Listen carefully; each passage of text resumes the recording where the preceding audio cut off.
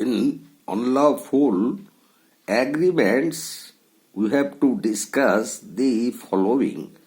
The first one that already we have mentioned, agreements which are forbidden by law.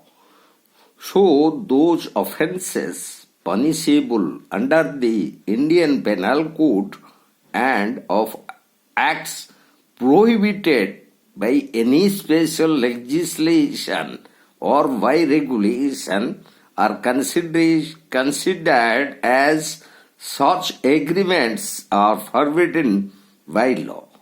And the second one, such agreements which defeat the provisions of any law. So regarding that, we will discuss two leading cases of the Supreme Court. One is MS MG Brothers Lorry Services versus MS Prasad Textiles 1984, where it was held we will limiting liability of the carrier would amount to defeating the provisions of Section 10 of the Carriers Act.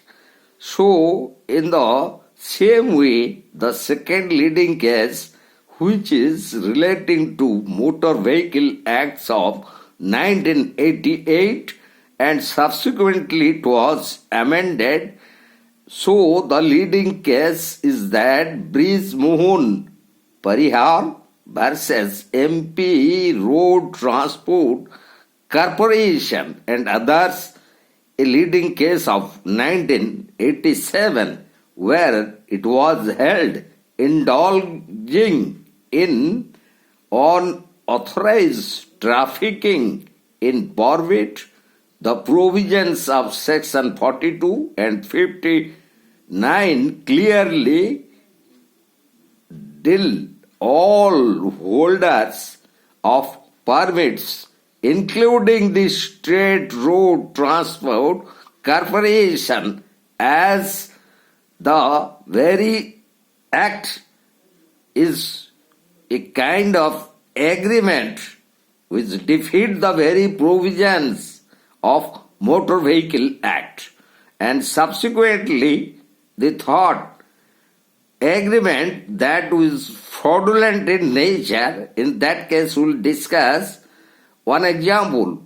A, B and C enter into an agreement for division among them of gains acquired or to be acquired by fraud. The very agreement is void as its object and consideration are both unlawful.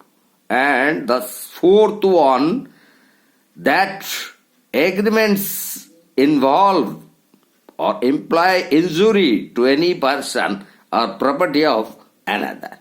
So, an example we would discuss in that context, A promises to B to pay Rs 10,000 to bid C. The agreement is void as both object and consideration are unlawful. A promises to B to drop a prosecution which is entitled against B for robbery, and B promises to restore the value of the things taken. The agreement is void as such agreements are involving the injury to any person and property.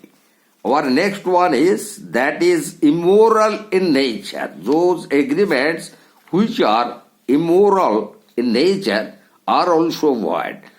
So, for example, A agrees to let out debtor to hire B for concubinage, and that is an immoral agreement.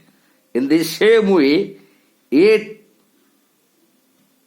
promises to B to divorce C, and then he would marry B. All expenses and others would be made by A. So, this kind of agreement in between A and B is a kind of immoral agreement, and such immoral agreements are unlawful, both of its object and consideration. So, such agreements are void.